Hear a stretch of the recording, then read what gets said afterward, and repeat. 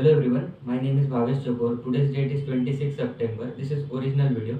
So in this video we are going to discuss string. A string which is widely used in Java programming is a sequence of a character sequence of character which may contain alphanumerical data in a double quotes. So in Java programming the strings are usually treated as an object. So there are two ways to create a string object. One is using the literals. So to create the string using the literals, first we need to write a string keyword with capital S, then reference variable, then is equal to sign, and then in double quotes whichever alphanumeric data you want to be stored in that particular variable needs to be write, and afterwards a semicolon. For example, a string with capital S, then st which is a reference variable, then is equal to, and in double quotes let's say write welcome to Java, and afterwards a semicolon. So now the important point is in which memory this strings is to be stored. So in the answer is inside a heap memory. Another memory section is present which is known as SCP, which is a string constant pool. So these strings which are created using literals are stored in this SCP. Now let's assume we have created another string with the same alphanumeric data, like string x is equal to welcome to Java. So ideally this string should be stored in the SCP memory, but here the JVM will act differently. JVM will first scan the SCP memory, and it will check if this welcome to Java is already present in that SCP memory or not.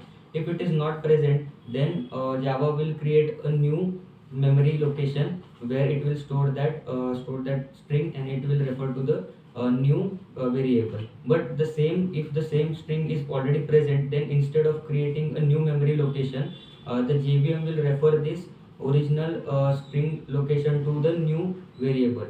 So in this scenario, the both variables st and x will refer the same string. So now let's understand the concept of immutable. So why these strings are made immutable? So let's get back to our previous example where two strings are created with the same data. So for suppose example, we want to edit or modify our string using the new variable. So the concat is a method which we use to add new string to our previous string. So we try to change our welcome to Java string using this concat method. So we write x dot concat, and in double quote we write world. So our new string will be welcome to Java world. But what about this st variable, which was referring this welcome to Java? So to avoid this problem, the developers made the uh, strings the immutable. So the second way to create a string object is using the new keyword. So using the new keyword is similar to creating an object. First we have to write string, then ob, which is a reference variable, equal to sign, and then again new keyword string, and inside a parenthesis, inside a double quote, we need to write the alphanumerical data or string which we want to store in that particular variable.